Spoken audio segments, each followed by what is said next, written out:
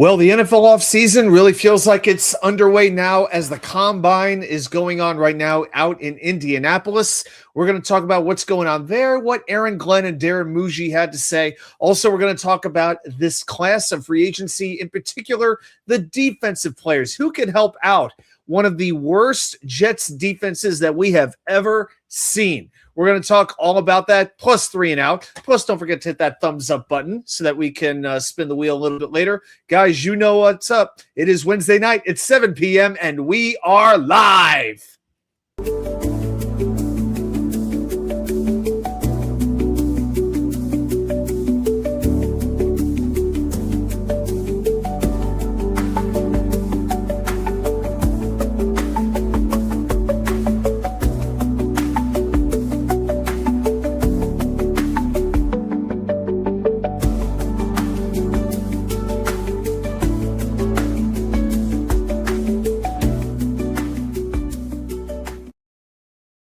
And well, welcome everybody to New York Sports WickerMedia. I am your party host, Watts2K99, here for our weekly Wednesday night live extravaganza. Hope everybody out there watching is having a fantastic week. Hope you're being good to yourself, being good to others, whether they do or don't deserve it. Oh my gosh, this week just teaches you just how amazing people can be and how crazy some people can be. No question about it. We're going to talk about a few things tonight. We'll get into some Jets stuff in just a few minutes. And again, we're going to talk about the Jets, who they might want to seek out in free agency on defense. We'll talk about some of the news coming out of Indianapolis around the NFL and how that affects the Jets in particular. But first, before we get into the football, I got a few things on my mind around the world of New York sports. So let's talk about what's on my mind with a little bit of what we like to call 3 and out. So the first thing that I've got to talk about is Olympic hockey. Oh my gosh, wasn't that amazing? I swear to you. You know, I am now 44 years old. Some people don't believe it, but I really am. And I am realizing since the 1994 New York Rangers, that's the last championship I've seen. It's been 32 stinking years. This Olympics, that hockey victory, may be the closest to a championship that I ever get to in my life. Because I don't know if any of my teams are going to be winning it before I kick the bucket. Okay, sorry if that sounds morbid, but that's how I'm feeling right about now. So if you want to know about my reactions, I recorded videos after every period and then right after the USA scored the overtime goal. Thank you, Jack Hughes. Those are 4 words I never thought I would say in my lifetime. But yes, I went a little bit nuts, and I have no apologies for that. It was amazing. And for anybody, and I don't get political here, but I am going to say one thing. Anybody out there watching who's upset that they took a call from the president, regardless of who he is, regardless of your political affiliation, and they're angry that the team went to the State of the Union, you know, please work on yourself. Go to church, go to therapy, do something, but please just work on yourself. Please, this is like the one event that we could all celebrate is the United States winning, because sports, yeah, they bring us together, but let's be honest, they're divisive. You got city versus city, state versus state. You know, some of my best friends love that I'm a Jets fan. They get to kick me around half the time, right? If we can't celebrate this hockey victory, what the hell can we all celebrate? So the people upset over that, go kick rocks barefoot, please. Just go away and leave the same people to celebrate. That's all I'm going to say as far as that goes. By the way, I see we got a bunch of people in the chat right now in the background. Feel free to leave some comments if you have any questions, any thoughts. It's a whole lot more fun when we get to go back and forth. So let your voice be heard, because your voice matters here at New York Sports WickerMedia. Number 2, the New York Knickerbockers. They beat the Rockets and the Bulls back-to-back, 2 very good wins. And then came Cleveland on Tuesday night. Yuck. They get beat 109-94. They look dismal. They could not shoot. The Knicks just go on these team-wide malaises that I don't understand. When the Knicks are on, they could beat any team in the NBA. And I could deal with a bad night here and there. I don't want to dramatize every defeat and downplay every win. But I do get worried that they have these just terrible performances against the best teams. Maybe, again, we know the Knicks are going to make the playoffs. I just want them to get the 2 or 3 seed. I don't want to see Detroit until the conference finals. That's about all I really care about. I'd like to see the Atlantic Division, but does it really matter? Winning a division, what does it really mean? But the goal is the 2 seed and to have home court in the first 2 rounds. Although we've seen over the history of the Knicks, they have lost many, many, many series where they had home court advantage in heartbreaking fashion. Do I need to take it back to the 1993 Eastern Conference Finals, 2015 against Indiana, last year against Indiana, the series against Miami not too long ago? So if the Knicks play how they're capable of, they could go a long, long way. And as far as baseball goes, spring training games are underway. If that gets you excited, then that's great. I'll just say a couple of things about the local teams.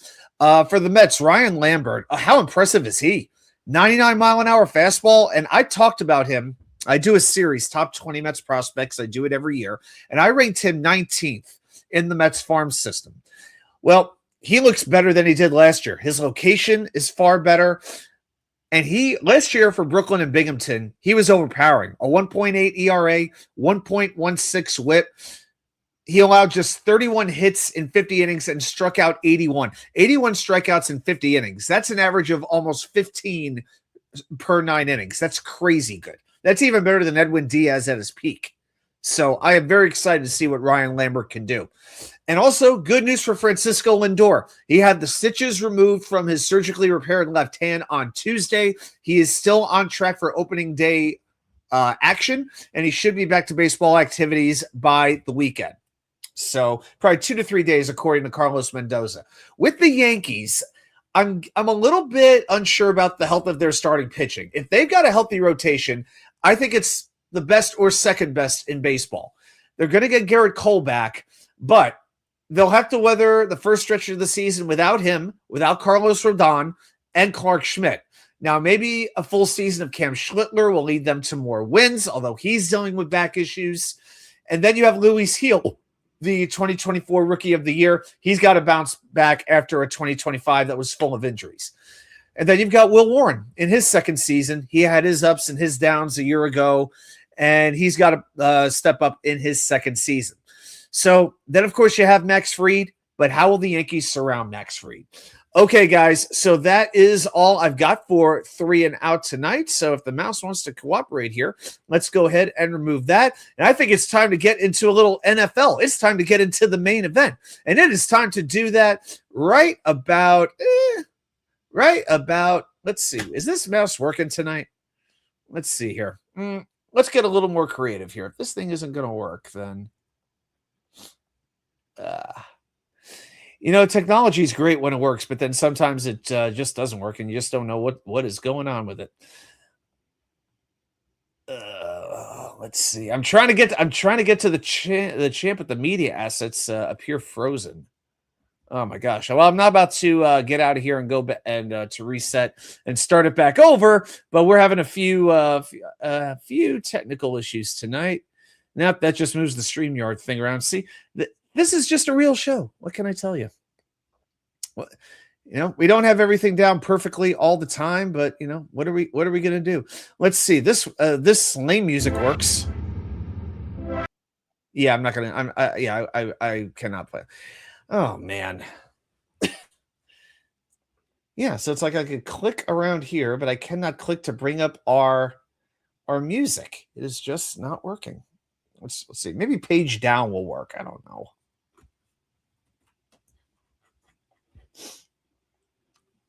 Huh.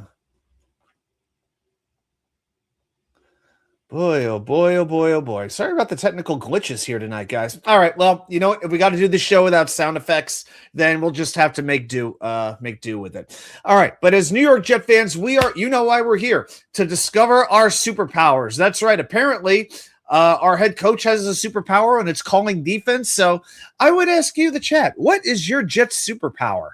Apparently we must have one. It might be complaining. It might be relentless optimism. It might be excessive drinking and drug use. It might be screaming. It might be sulking, but we all have a superpower. So yeah, I'm curious to know, guys, what is your superpower as a New York Jets fan? I think mine is just going from intensely angry to intensely dejected, basically at the drop of a hat, for the most part. All right, so let's talk about some NFL news and what's been going on the last couple of days, what's been coming out of Indianapolis. I know my mouse scrolls over here. I know it works. Shit. Yeah. Guys, I'm going to do a quick reset on this. I'm going to be right back in. 1 second. Just going to reload this.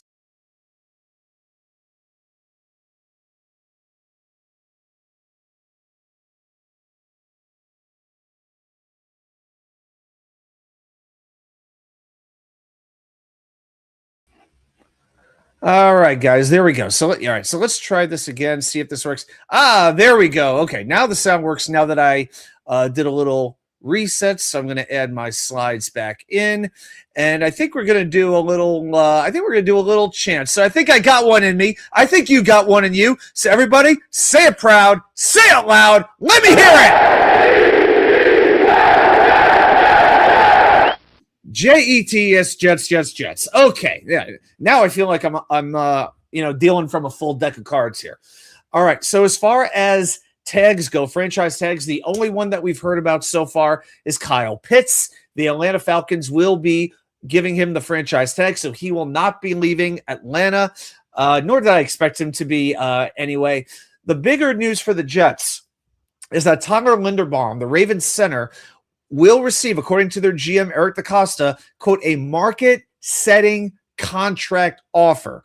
So what that means to me is it's going to be somewhere in the $18 million to $20 million range. They're going to make him the highest paid center ahead of Creed Humphrey. And Humphrey, last I checked, makes $18 million a year. So it is going to be at least $18 million, or it might be 18 and additional guaranteed money. So the Ravens know how good Linderbaum is, and they know with their former head coach over in New York and having a lot of needs, including on that offensive line, if he hits the market, the Giants will be going hard after Tyler Linderbaum. Truth is, the Jets should be also, but if it's not the Ravens or the Giants, I would be very surprised. So the Ravens are going to have to pony up to keep him, and apparently they have already made an offer to prevent their center from hitting the open market in a couple of weeks. On the quarterback side, a few things happening here. CJ Stroud is not going anywhere. Nick Caserio, the general manager of the Texans, said any talk of trading CJ Stroud was, quote, moronic. Okay, I think that's a pretty firm statement, a pretty declarative statement that CJ Stroud is going to stay, despite the heavy criticism of him for how poorly he played in that playoff game against New England. Kirk Cousins will be released. Well, we already knew that. You know, if you're with me on these Wednesday nights, we talked about Kirk Cousins, that he was going to get released. We talked about that 2 weeks ago. So this is not exactly breaking news. So we know that's going to happen. I do think the Jets should pursue him. I think he would work in that offense. I would like a veteran leading this offense for a year or two. I like the idea of Cousins being that guy. Also, another recent possible addition to the market is Andy Dalton. He is being shopped by Carolina. You know, he has worked with Frank Reich before. I've heard that talk. Oh, he worked with Frank Reich. Maybe Reich would want Dalton. Well, here's the thing. They were together in Carolina in 2023, the lone season where Frank Reich coached in Carolina. Andy Dalton played 3 games. That was it. 3 games before Bryce Young took over, before Bryce Young entered the picture and now has finally started to emerge as I'll call him a decent starting quarterback. I won't call him a good one yet, but decent. He's serviceable. So I don't know how excited I would be about Andy Dalton, especially if I had to trade anything. A conditional 7 and we could have a conversation, but I mean, come on, it's Andy Dalton. Am I supposed to be excited about that? Because I'm really not. All right, and then we get to the running back situation. So Javonte Williams. Now, this was pretty important, and I'm pulling up the career stats of both Breece Hall and Javonte Williams. Not that the regular season matches matter all that much. But the Cowboys take Javonte Williams off the market. I talked last week. I was interested in Williams if the Jets were to let Breece Hall go.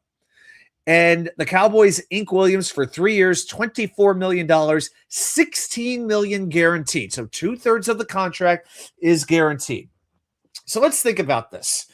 Javonte Williams, young guy, still in his prime as a running back. Now he's coming off a year where he scored 13 touchdowns, had nearly 1,500 yards, and he is apparently worth $8 million over 3 years. That's it. That to me is a darn good contract that the Cowboys were able to sign him to. Because just like Williams, Hall is coming off his first career 1,000-yard season. Okay, now Breece has been the feature back more than Javonte. Javonte has been a rotational back for most of his career. And the thing with Breece Hall, I do think he's more explosive than Javonte. He's got that potential that you really want to have. If you're another team, you're excited about Breece Hall because you don't think he's hit his full potential yet. Certainly not since his rookie season. But you have to keep in mind, Breece historically has had some fumbling issues. He's had some drop issues. Those did get better this year. But I remember even 2 years ago, Breece was very unreliable in certain respects. And he's had some injury issues as well. Now, Darren Muji has basically said the Jets would like to sign Breece Hall to a contract extension. Now, if you're to ask me what I think a reasonable contract is, I would say 3 years, $33 million. Guys, just to make sure, is the chat okay? Is everybody able to comment? I know we usually get a good amount of comments, but nothing's showing up. I just want to make sure. So we could just throw a comment in real quick. I want to make sure that StreamYard isn't spazzing out on us. I'd appreciate it. Yeah, I'm not hunting for comments. I just want to make sure that everything's working right tonight. Oh, you know what? Show comments on. Yeah. Okay. So I'm not sure what's going on with the comments tonight. Hopefully they're working properly. But if I had to give you a contract, I would say 3 years between $30 and $33 million and guarantee $20 million of it. I think that would be more than fair. But you have to wonder, what is Breece Hall really looking to stay with the New York Jets? Does he want to be here? I genuinely do not know the answer to that. I could only speculate. But the fact that he was not named team MVP and Isaiah Williams was a punt returner, I do think that does speak volumes. The fact that Breece didn't play in the last game of the season, I don't think that made a very good impression on his teammates. But the Jets have already said, in no uncertain terms, Breece is coming back. If they can't agree to a contract extension by next Tuesday, Jets have 6 days at 4 p.m. 4 p.m. on Tuesday is the deadline to slap on a franchise tag or a transition tag on one of your players. And it's going to be Breece or it's going to be no one. Okay, so the franchise tag is projected at $14.5 million, which would be very, very high. The transition tag is projected at $11.5 million. So what's the difference? Let's talk about it. So the transition tag, it isn't used as often as the regular franchise tag, which is that's the one we tend to think about as football fans.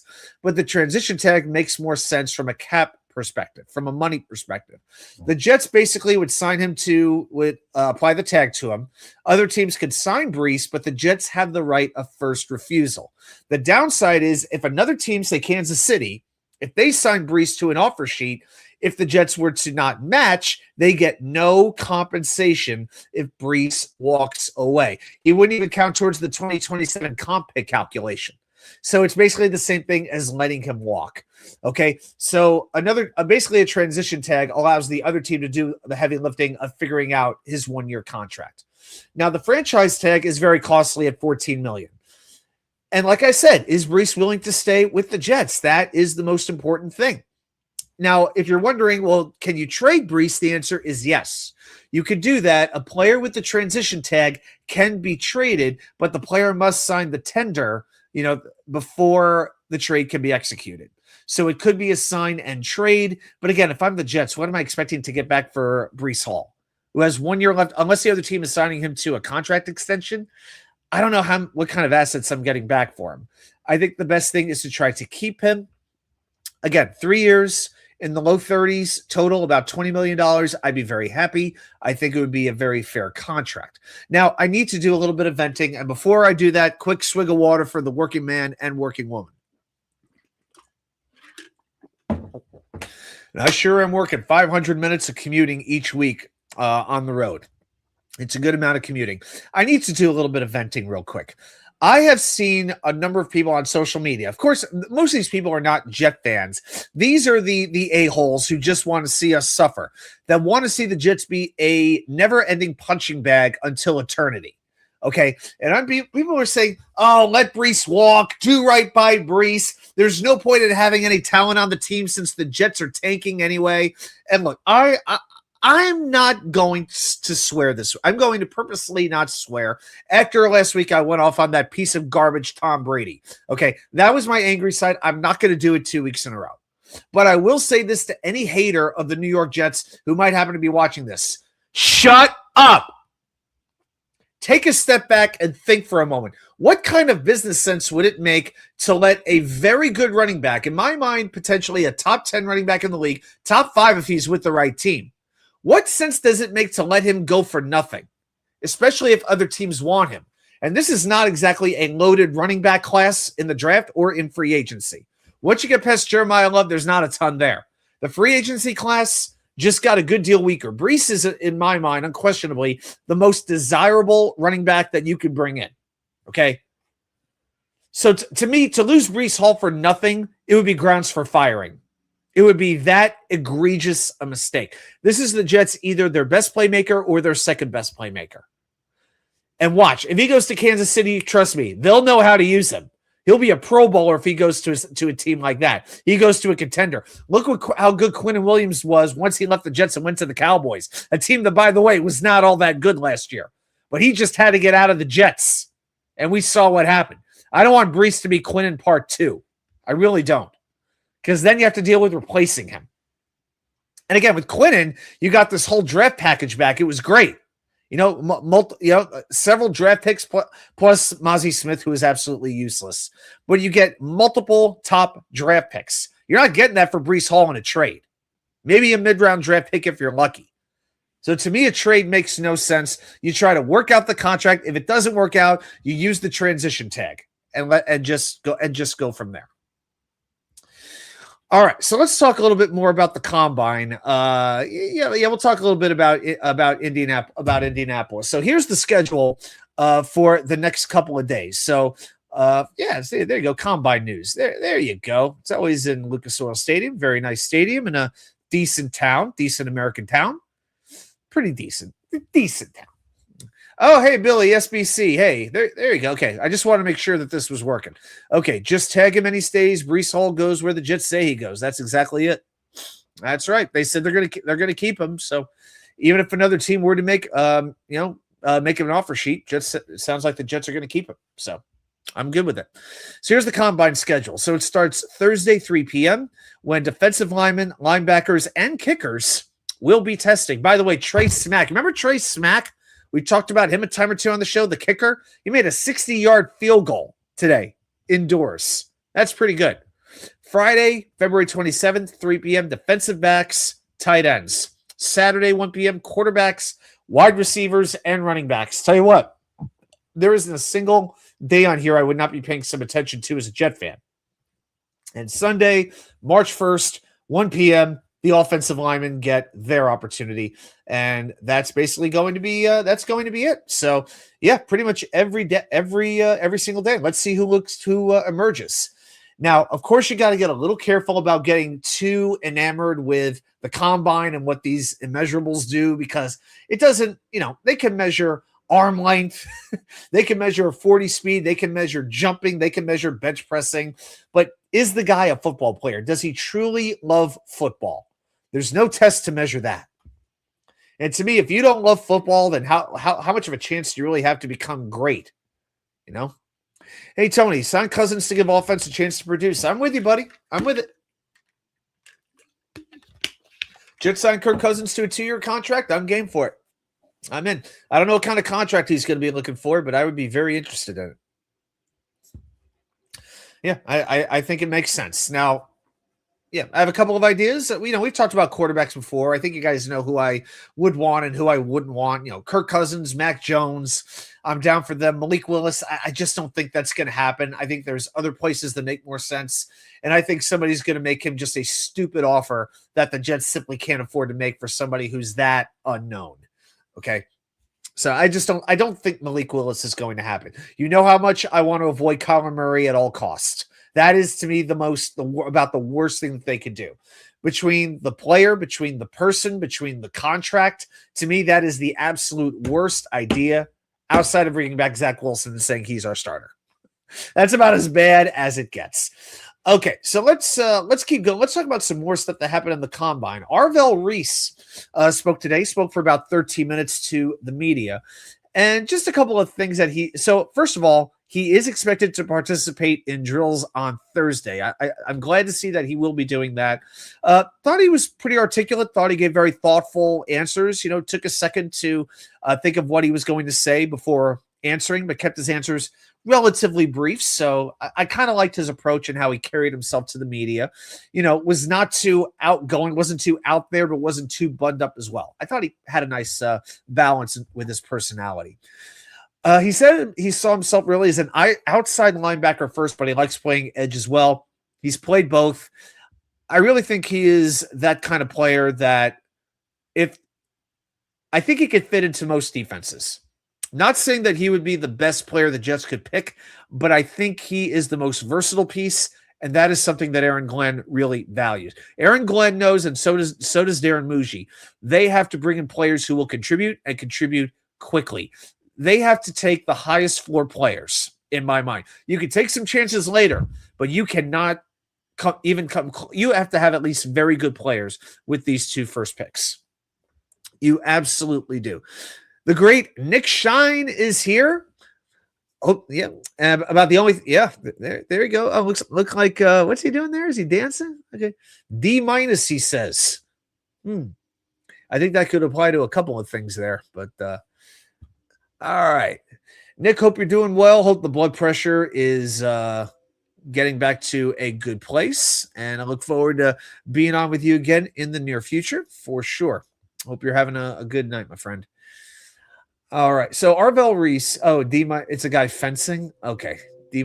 Oh, defense. Oh, defense. Okay. There you go. Okay.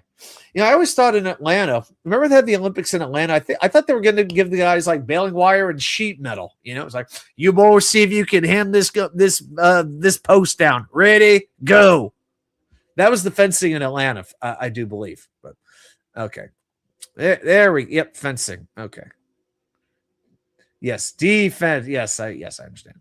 Yes, the chant that originated at Madison Square Garden in the early 70s for the Knicks. That is true. But Arvell Reese in 2025 played 14 games for Ohio State, finished the season with 6.5 sacks, 2 passes defended, 69 tackles, including 10 tackles for a loss. He makes an impact. The Micah Parsons comparisons have been running rampant.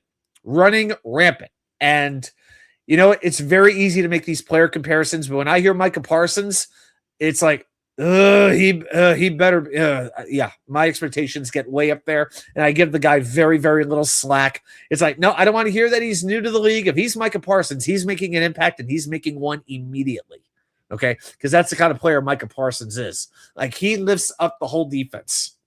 If Reese can be that kind of a player, oh my goodness. Like, you watch. If he comes, New York is going to start having Reese's Pieces, and the wrapper is going to be green instead of orange. That would be pretty rad, wouldn't it? And as of Tuesday, Mel Kiper, for whatever you want to say about these draft prognosticators, has him pegged to the Jets with the number 2 pick. With number 16, he pegged Vega Ione from Penn State, the offensive lineman. Vega, that's right. Yeah. So 6'4", 323 pounds. Just to talk about him for just a moment. The scouting report that I found says prototypical guard for physical run schemes with thick limbs, a broad frame, plus core strength. Ione plays with excellent contact balance and techniques on both base blocks and double teams. He uses his hips and hands for leverage and displacement when drive blocking. He pass sets with good posture and a firm punch and can anchor against power. However, you have to have the negatives. He lacks lateral movement, athleticism, and foot quickness to operate effectively as a move blocker. So basically, this is like Michael Clemens. You don't want to get him out in space. Back to the scouting report. Though quicker at a lighter weight in 2025, he dropped about 15 pounds this past offseason. He will struggle with twitchy interior defenders who cross his face in the run game and attack his edges in protection. Despite scheme dependence, you really want him in a power blocking scheme. Ione projects as an early starter with a high floor. Many people are projecting him as the top offensive lineman in the draft, either him or Maui Yoga, the offensive tackle from Miami. By the way, no sacks allowed this year. So you do have to like that. All right. Hey, Grandizer, how you doing? That's right. Defense. How you doing, buddy? Hope you're having a good week, my friend. So then we get to Aaron Glenn, who spoke to the media for a few minutes on Tuesday. And I want to talk about a couple of the things he said and basically reply to them. So the first thing that he said that I was happy to hear, there are things I have to improve on. Mistakes I made, I won't replace. Now, he didn't get into specifics on what those mistakes are, but I would assume they include Steve Wilkes, Justin Fields, how he handled the media, his hubris, his excessive pride at times. I hope those are the kinds of mistakes that he was talking about. So back to more quotes. To me, play calling is my superpower, really. Okay, yep. So there we go. He's Super Glenn now, apparently. All right, so doing it for 4 years in Detroit and looking at the maturation of those 4 years of how we improved every year and how I improved as a play caller, I really missed doing that. I think it's a huge part of helping us become the team that I see us becoming, end quote. So by his final season, the Lions ranked 7th best in the NFL in points allowed. So he had taken on a defense that was ranked in the 30s in just about every major category, whether it was scoring, whether it was yards allowed, just about any metric, the Lions were bottom 5 in the NFL. And that's basically what he has here with the New York Jets right now. But if he thinks that that's his superpower, okay, we'll find out. I can tell you this. He didn't have the right players for his defense. I know that for sure. And I know a lot of veterans are going to be needed. I expect the Jets to hit defense hard. If they keep the 4 picks that they have in the first 2 rounds, I firmly expect 3 of them to be on defense. For sure. I would think 3 defensive players and a wide receiver. That is what I would expect. So, hello, David. Do what David does with the $2 super chat. Dropping 2 George Washingtons. Take my money. Hail WickerMedia. Thank you so much, David. I appreciate it. Hope you're having a great week. Thank you so much for your generosity. I do appreciate it. Every little bit is appreciated. I promise you. Yeah, so he definitely did improve, and it does beg the question, though, then why didn't he call defense when he first came? Why didn't he do that initially? I think he really had the idea that he had to be the CEO head coach, and I can understand that perspective. But then he hired the wrong people, especially on defense, to coach. He hired Steve Wilkes because he thought that was what he should do. He wanted some experience.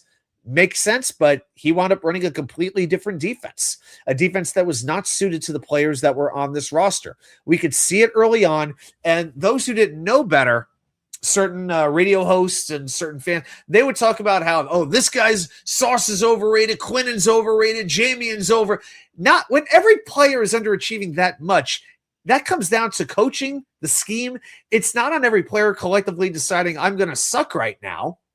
That's not what that is. If there's one underachiever, I could see that. But when nearly the entire defense fails, when almost nobody is playing better than they did the prior year, that tells me that there are issues with the scheme. And Jamian Sherwood, who's a good linebacker, was not meant to play in the position that he was in last year. He didn't know how to line up the defense. He didn't know how to call the signals right. You had basically nothing at the safety position. Cornerback was, an adventure to say the least. We all know the turnover numbers or lack thereof. And then when you can't get any consistent pass rush on the quarterback, it exposes the back 7 that much more. I mean, the only player who played better than he did the prior season was Jawan Briggs. That's about it. Who else played better from the prior season? I mean, Quantez Stiggers, It's hard to think of too many other people. JJ didn't. Will didn't. Clemens, I mean, how low was that floor to begin with? Andre Sisk, Tony Adams, please. Isaiah Oliver? No. So to me, it came down to a scheme fit, and Aaron Glenn realized the mistakes. And so to me, it's not an indictment that he let go of as many coaches as he did. He realized, if I'm going to go out, because he knows it's on him this year. He knows there has to be significant improvement. He is going to go down his way. Same mentality that Bill Parcells did after his first year. Same mentality Dan Campbell had after his first year as well. Back to the quotes. Being a first-time head coach, Glenn says, I really wanted to do it the right way. I felt like the best decision for me was to allow someone to be able to do that, referring to defensive play calling, so I can manage the game. Exactly what we were talking about. I like what Connor Hughes said on his podcast with Zach Rosenblatt. What Hughes said was Glenn hired who he thought he should hire for his first season, Steve Wilkes being a prime example. Now he's hiring guys he will jive with, guys with similar football mindsets. And that's, we are searching oh my gosh, we are searching for like a diamond in a turd pile as Jets fans, looking for the one little sparkle in that stinky, smelly pile of dung. Okay. And if the coaches are going to work with Glenmore, if they are in sync that much more than they were last year, that's got to improve the rest of the team. That has to show up. That has to make a difference. And then Glenn finishes it by saying, as the season progressed, I started to get the feeling I could still call plays and manage it just as well. Well, Aaron, we're going to find out. And I've seen some of Glenn's critics say, do you trust Aaron Glenn right now? No, I don't trust Aaron Glenn. That said, I'm not ready to fire him. You have to go away to earn trust, okay? But I'm willing to give him the year to see what these changes do. I'm not looking to fire him during the second season, unless things are on the same level as they were last year, just complete incompetence all the way around. But I don't see what firing a coach during the middle of a second season is going to do. Of course, I'm saying that now. Let's see how I feel in October and November, right? Oh gosh. And then on to Darren Muji. So obviously when a general manager speaks 99% of the time, you're not going to get anything too exciting. But the most important thing he said is no trade is happening for the number one pick, right? Let's go here. Yeah, we'll go back to that in a moment. It also sounds like the Jets are going to end up exercising the 5th-year option on Will McDonald. What Muji said was, we feel really good about Will and that being a possibility, referring to picking up the 5th-year option. They have a couple of months to where they have to do that. And I wonder about it because Will's probably going to make about $15 million during that option year. The big question I think we know Will McDonald is a very capable pass rusher. But the question is, does he have another level that he could ascend to? Have we seen the best of Will McDonald already? We'll bring in Carl Dunbar. Will he teach him some techniques? Because we know Will loves that spin move. But one thing about Carl Dunbar, one of the reputations about the new Jets defensive line coach, he doesn't like spin moves at all. If he could teach Will another move or two, okay, if he becomes Bryce Huff in his last year with the Jets, I'm happy with that. I will never expect Will to be a stout run defender. I don't want to ask something from him that he can't give because we know he'll add the 15 pounds on, he'll show up at Fulham Park, and the 15 pounds will magically drop. Okay, just like that. But apparently the Jets had no interest in trading Will during the offseason. They were only taking calls on JJ when it came to defensive linemen. So the Jets believe in him. All right. He may always go down as a mistake, considering the Jets could have drafted Jackson Smith-Njigba. But if Will could just raise his game a little bit to be more a consistent pass rusher, you could have 9 sacks, but if you're getting 4 of them in one game, well, where the hell are you the rest of the time? That's what we can't be seeing anymore. I want to see a more consistently present Will McDonald. And yes, the field goal block was very cool too. I know. All right. Billy, I agree. 3 of the 4 picks will be defense, mainly because the Jets don't need much on offense. Well, the Jets let's think about it. They need a quarterback, maybe 2, probably 2 quarterbacks. You need at least 1 wide receiver. You could bring in a depth tight end if you wanted to. I'm fine at running back. And then at offensive line, you really need, in my mind, 2 starters. You really do. I'm sorry. Josh Myers, to me, is not a starter. All right. He was one of the worst graded centers last year. Okay at pass blocking, horrific at run blocking. I am happy with Josh Myers being our jack of all trades backup. Let him be that. I want a center and I want a guard. If the Jets keep AVT, great. They keep John Simpson, fine. They go sign David Edwards, great. Love that. But the center market is incredibly weak. After Linderbaum, you're not going to find much. Connor McGovern, Ethan Posich, there's a few in the draft, but are they plug and play guys? Like, is Slaughter? Jake Slaughter, I believe his name is he able to come in and start right away? Because the Jets aren't looking to develop a center. We need a plug-and-play center, assuming Joe Tippmann stays at right guard. And if he does, that's fine. He doesn't stink at right guard. See what I did? Stink, right guard? Thank you very much. Okay. Anything less would be uncivilized. Rest in peace, Hulk Hogan. All right. Nick Teodoro, go check out Nick's channel if you're a fan of professional wrestling like I am. That's right. I dropped the Hulk Hogan reference just as I got to Nick's comment. I'm sure he would appreciate it. My man, I want Tariq Woolen if he swings free. We'll talk about Tariq Woolen in just a few minutes as we get into the free agency class. Nick goes on, I feel like Muji is going to pay for a safety. Seems like he has proven it last year and in Denver. It seems like they paid at the position well. Oh, I got a lot to say about the safety position. Oh, we will get to that, Nick. You are just feeding me those lobs and letting me smash them to the other side of the court. Danger zone. If it moves, hit it.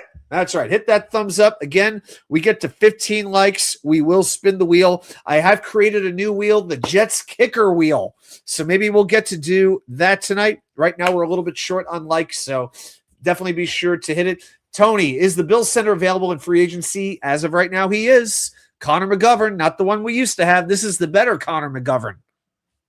So, yes, he is probably outside of Linderbaum, the best center available in free agency. So, yeah, if the Jets... Connor McGovern, David Edwards, two very good offensive linemen from the Bills. If the Jets could bring one of them in, I'd be very, very happy. I would be a very, very happy Watsu K99. Yes, Connor McGovern is currently available, but you know, right before free agency, there usually tends to be that last run to keep those guys from hitting the market. So hope you figure at least one of them, McGovern or Edwards, will hit the market. I really hope that both can get out of Buffalo. I really do. But then again, why would they leave Josh Allen? There is something to keep in mind, unless a little money there. Ugh. I had a buffalo garlic sauce on some on a little Costco chicken earlier, and I'm still feeling a little tingle from the buffalo garlic sauce. Woo! All right, guys. So let's talk a little deep. We have to say goodbye to Super Glenn. Fighting for truth, justice, and the American way. So we salute you, Super Glenn. All right, go use that superpower. Anyway, on to defensive. I was unfortunately I never studied graphic design formally, or I could have taken that even further. All right, defensive free agency. So this is going to be a smooth transition. Aaron Glenn's going to have the chance to call a lot of plays, and I think it's going to be with a lot of new players because you know the Jets are bringing in a whole bunch of new faces and names on that defense. David says the thumbs up button temporarily turned into a football when I hit it. Oh, I like that. I do like that. Let's see if I can do that. Hey, that's not something I did. Well, hey, remember, and also remember the membership. You get those bonus emojis, like you got the wheel right here. I got the Aaron Rodgers one that I got to get rid of, and of course we got the wicker chair emoji as well. So, yeah. So for memberships, you get access to these cool emojis. Yeah, I got to get rid of the Aaron Rodgers one. That I got to update my emojis. I think I'm going to do that. Maybe as a side project this week. Come up with something new. All right, so let's talk about each position. I'm going to make this one a little bit smaller. So if we look at each position in the defense, going to go one at a time here. Oh, Billy wants to talk about centers really quick. Hey, Billy. Ethan Posich from the Browns. Yep. Austin Corbett, Panthers. Cade Mays, also Panthers. Yeah, we've mentioned all of those guys, all true. Outside of other guys, I think Luke Fortner from the Saints, he could play center as well. Ryan Bates is another one who could play center. But after Linderbaum and McGovern, yeah, those are the next level of guys. So really, you have a few who are quite good, but I think Linderbaum and McGovern are just a little bit above the rest. Posich, you can make an argument for, but those top two to me, yeah, that's one thing. I don't know if the Jets are going to be able to fill it unless they want to move Tippmann back to center and sign two guards.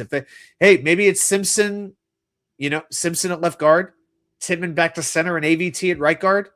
Maybe that's what they wind up doing. I don't know, but it's going to be easier to find a guard than it is to be a center. So I think along with quarterback, that is going to be one of the most difficult decisions the Jets have to make.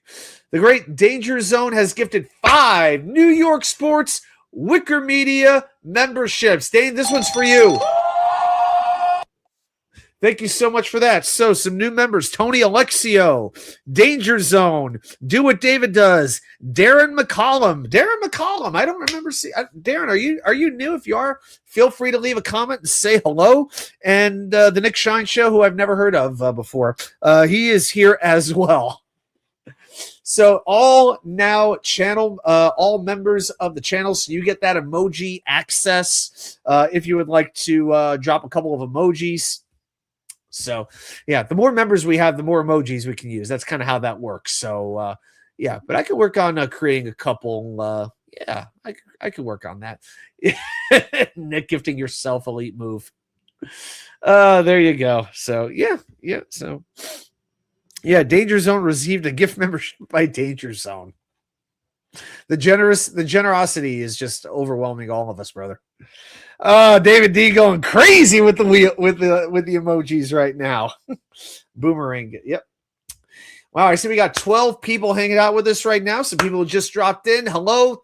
Appreciate you coming out, hanging out with us. Hit the thumbs up button. We're talking Jets defensive free agency right now. Remember, we get to 15 likes. We're going to spin the wheel a little bit later. I got a Jets trivia question lined up for you too that is actually very related to defensive free agency. So we will get to that. Danger Zone, 20% off. Oh, God. Yeah. Next thing, Dane, what are you going to do next? Buy a raffle prize and mail it to yourself? Is that what's coming next? Oh, Dane, I can so see it. Maybe some beard oil. I can see that going down. Some beard balm. Hit up Manscaped, get some beard products. Maybe that's what you're going to do. I can see it. All right. So let's talk about defensive tackle first. This is sort of the one that we just have to get out of the way. This is a lousy offseason for this position, regardless if you're going free agency or if you're going draft. You're not going to find a lot of very good defensive tackles. If you look at the top 50 free agent list from ESPN, there is one defensive tackle on the list. You know who it is? John Franklin Myers. Okay, and I'm not going to go down the rabbit hole. Oh, the Jets should never trade it. Look, what happened. Okay, the way some Jet fans glaze John Franklin Myers, he should be in the Ring of Honor. They should just rename the damn stadium John Franklin Myers Stadium. The way Jet, and he was a very good Jet. Don't get me wrong. A great find, developed well, earned his contract, was traded when he shouldn't have been traded. We know the story. But come on, can we stop acting like he's Reggie White and Lawrence Taylor rolled into one? Please, just easy. But to me, JFM, it's even debatable if he's really a defensive tackle. In a 4-3, I mean, I think you would usually play him on the outside. In the 3-4, he's definitely a defensive end. So is he really suited to be a defensive tackle? I think it's an important question to ask. Past that, you're talking about Levi Onwuzurike, former Lion, DJ Reader, Greg Gaines. And then you're going to the older guys, Calais Campbell, Sheldon Rankins is out there again. I'll tell you what, I don't think the Jets have ever really replaced Sheldon Rankins. When he was next to Quinnen, that was a pretty good 1-2 punch at defensive tackle. And Sheldon's moved on, and the Jets have really not even come close to replacing guys like Solomon Thomas and Jay Tafele and Javon Kinlaw. Woo! Woo! Ooh, Javon Kinlaw. Man, that was money well spent by Washington, wasn't it? Oh, my God. Oh, Nick Stein, thanks so much. I can't gift from my phone. I cashed out you $10 to gift to. Oh, thanks so much. So we can gift 2 memberships. Thanks so much. I know. Dane just texted me something pretty fun. Play calling. I don't know if this is going to come up here, but yeah, I'm going to turn the background off for a moment. So you'll get a glimpse of the. There you go. There we go. Play calling Superman. There it is. All right. So let's pull that back up. There we go. You can see the banners in the background, but yeah, nobody needs to see the bed in the background. So that's just the way it is. Oh my God. Jason Tatum for the Celtics, a full 5-on-5 go 9 months past post Achilles surgery. Ugh. Good that he's getting it back, but I don't want him to be back. I got to be honest. JD blunders. Yeah, that was a JD blunder, but he also made a great moves finding him and signing him. So we got to keep that in mind too. I'll be fair.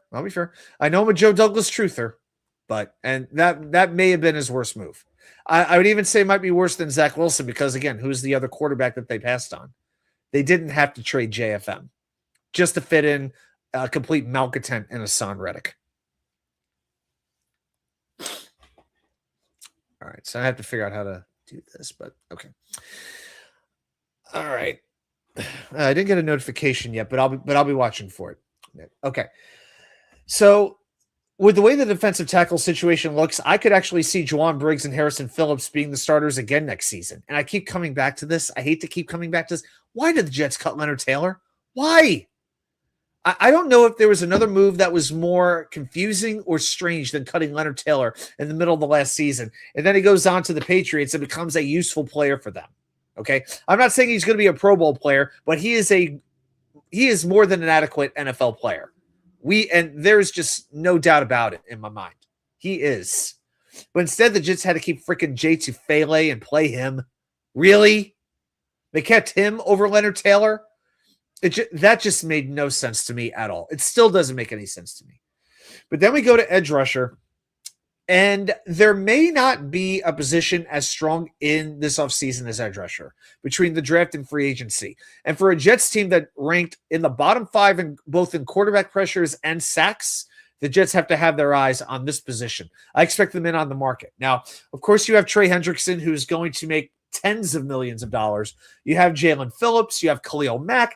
I don't know how realistic they are. Odafe Owe produced very well with the Chargers after getting traded from the Ravens. Last year, he had 47 pressures, 7.5 sacks, 6 tackles for a loss. I think he might be a little bit rich too. But Boye Mafe, I could see the Jets taking a chance on him. I've always liked him. Last year, didn't have a great season, 40 pressures, 2 sacks, but really used in a rotational role. I think with more time and with better coaching, I think he can be really good. Then again, he was in Seattle with Mike McDonald. And if you're not, if you're only so good there, are you going to hit your potential with the Jets? But I do like Boye Mafe. I don't think he'll cost as much as some of the more upper end edge rushers would. You have Clavon Chason, however you pronounce the guy's name. Pats have very, very few free agents. This may be their biggest one. Alakeem Muhammad, another ex-Lion. AJ Espinosa, Arden Key, Malcolm Kuntz. There's some good edge rushers that are out there that the Jets could possibly pursue. I wonder how high they're going to prioritize edge rusher, though, especially in the free agent market. Because they're keeping Will. I think they still believe in JJ, but you do need at least one more credible edge rusher. Your third edge rusher cannot freaking be Michael Clemens. It cannot be Braden McGregor. It cannot be Eric Watts. Okay? It cannot be. So the Jets have to bring somebody in. If it's a mid-level like day 3, day 4 free agent, okay, let's see how that works out. Now we go to linebacker. I'm going to spend a minute here on linebacker. Tony's just in the mood to point out mistakes tonight, isn't he? Another Glenn mistake, underutilizing LT3 and overusing Clemens. Maybe that's on Steve Wilkes too. But yeah, well, I mean, Clemens in his role, he was okay. But I mean, it's two different positions in my mind: defensive end versus defensive tackle. But I get where you're coming from. But yeah, to me, Leonard Taylor absolutely should have been playing some meaningful snaps. He should have been the third defensive tackle behind Briggs and Phillips in my mind. He really should have been. I don't understand. Oh yeah, Lecky Fotu. Remember him? That's another defensive tackle that didn't exactly work out. He got hurt immediately. He played 2 games. Holy hell. Ugh. All right, so a couple of linebackers. So there are some good options out there. By the way, think about where the Jets are with linebacker. Quincy Williams is a free agent, and I want no part of him. I'm done with Quincy Williams. Thank you for your time. You played well up until this year. There's the door. Jamian Sherwood is coming off his worst year as a professional. Behind them, what is there at linebacker? Even Michael Walker, who wasn't a bad player for the Jets, he's a free agent. Okay, so the Jets really need another starting linebacker next to Sherwood, preferably a middle linebacker. Now, there's some good options. Even before the draft, guys like Sonny Styles will be out there. I would love for the Jets to find a way to get him if they can. I don't think Styles is making it to 16. I really don't. Now, I've talked about Alex Anzalone. Then again, anybody who does this kind of thing that I do, like Nick does, we've talked about a double, and we've talked about him incessantly. The Lions are already committed to Jack Campbell. Anzalone's 32 years old. I don't see any way he comes back. The Jets know that one of the mistakes they made last year is they only brought in Josh Reynolds from Detroit. That was the only line they were able to bring in. Part of the problem was a lot of those lines were signed before they could even hit the market. And that created a huge issue. Anzalone will hit the market. He's an obvious answer. He's a natural fit. He's a blitzing linebacker. He understands the value of offering different defensive looks to opposing quarterbacks. He's incredibly strong, a surefire tackler. Like I said, he will be 32 when the season begins, but he's also very dependable. All right. And if the Jets don't get Anzalone, there are other fish in the sea. Let's talk about a couple of other guys. Nakobe Dean. I feel like it was just the other day in Jets. If you watch Jets Chaos in his intro, and he's basically recapping the draft in that intro video, we can get Nakobe Dean. We can get Nakobe Dean. We can get Nakobe Dean. Obviously, we didn't get Nakobe Dean. He'd appreciate that I did that. But he has emerged as a pretty darn good linebacker. Last year, he set career highs in fumbles forced and sacks. He loves to play around the ball. He has good instincts to go after the quarterback, and he is hitting the market. If you combine Sherwood's athleticism with Dean's mind and his ability to sort of, arrange the defense, to move the defense, to audible the defense, that's a very good combination at inside linebacker. I would like that. All right. Then another one I want to spend a minute on, if you want to go a little bit lower cost here, Micah McFadden from the Giants. He interests me.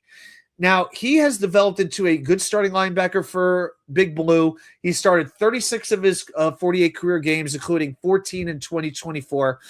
So in 2024, I'm going to talk about him for a minute here. He was considered a decent starter. Just an average run-of-the-mill starter, but pretty much any metric you use, he was right in the middle. He struggled in coverage, was considered a plus run defender, but was an excellent blitzer. 37 pass rush snaps, 3 sacks, and 6 quarterback hits. That's very good. If Aaron Glenn likes to blitz, so if he wants to use McFadden as a blitzing linebacker, it could work. And when you have in your division Josh Allen and Drake May, the Jets have got to have linebackers with really good horizontal speed. If the Jets linebackers are, running in quicksand towards the sideline, Allen and May are going to get all these third down gains on them. They're going to convert those third downs and turn them into first downs. But if you have speed at the second level, because we know Sherwood has it, but if you add that with somebody like McFadden, you're containing Allen, you're containing May, and as we watch in the playoffs, you force that if you keep them contained, if you don't allow them to run, they can then make mistakes. You take away the running option, that takes away a good portion of their ability on the football field. Now, the concern with McFadden, he missed nearly the whole 2025 season with the foot injury that he sustained in week 1.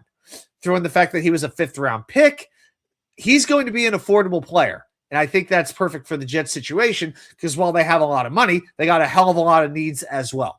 Devin Lloyd, probably the most desired linebacker hitting the market. He was insanely productive last year for the Jaguars. 5 interceptions, 74 tackles, plays the run beautifully. I bet he gets paid top 5 linebacker money, north of $15 million.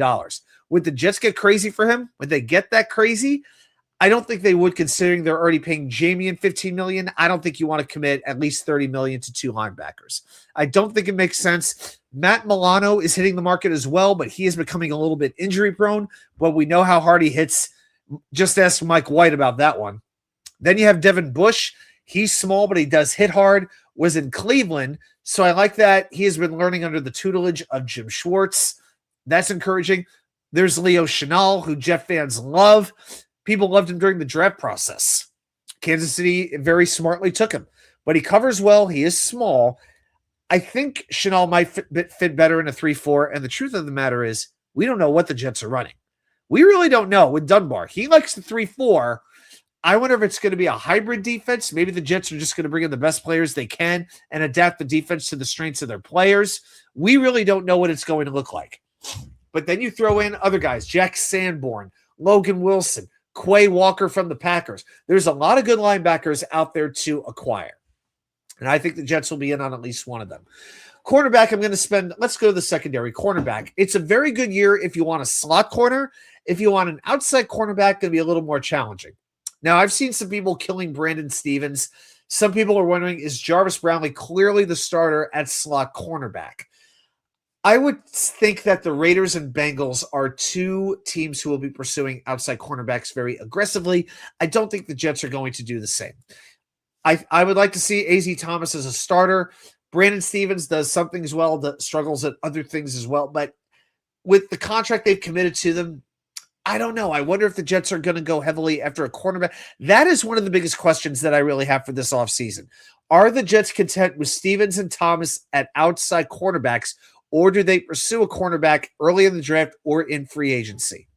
That, I think, is about as big a wild card question that there is when you're not talking about a quarterback. So Tariq Woolen, he was mentioned earlier in the chat, and understandably so. Let's talk about Woolen. Now, ESPN, when they did their top 50 free agent ranking, they linked the Jets to Tariq Woolen, thinking Woolen would be a great fit with Gang Green. Here's what they said on their article. The Jets allowed 57 completions of 20 or more yards in 2025. Oh, my God. And that's only 7th in the league. 57 completions of 20 yards or more. So essentially what we're talking about is about three and a half per game. And that's 7th most. You add Woolen, he's 6'5". He has great speed, very good physical tools. He fits very well under Aaron Glenn's defense. Aaron Glenn wants to do something that not a lot of other coaches are doing, and that's play man coverage on defense. And in his 4 years in Seattle, Woolen has 12 interceptions and 36 breakups. One thing I can guarantee you, the Jets will sign a free agent in the secondary who has a track history of taking the ball away. I can guarantee it. And I got more names like that in a minute. Now, with Woolen, why is he not staying in Seattle? Well, he fell out of favor with Mike McDonald's defensive staff on multiple times in the last 2 seasons, getting benched at times. Yet, he let all cornerbacks in yards per coverage snap allowed last year, 0.6 yards allowed per coverage snap. That's the best of any cornerback in football. So in a simpler defense, a more basic defense that lets Woolen play faster and think less, he might be more consistent and productive. At the same time, that sounds a lot like Robert Saleh's defense. Maybe they're looking to bring him into Tennessee. So there will be some major competition to bring in Tariq Woolen. I'm going to need some milk after this. My mouth's not on fire, but I am still feeling that tingle from that buffalo garlic sauce. Hot damn. Billy, until we know if they're going to run a 3-4 or 4-3, it's hard to say what they will do in the draft. I wish they had asked Aaron Glenn about that, what the defense was going to look like with Carl Dunbar coming in.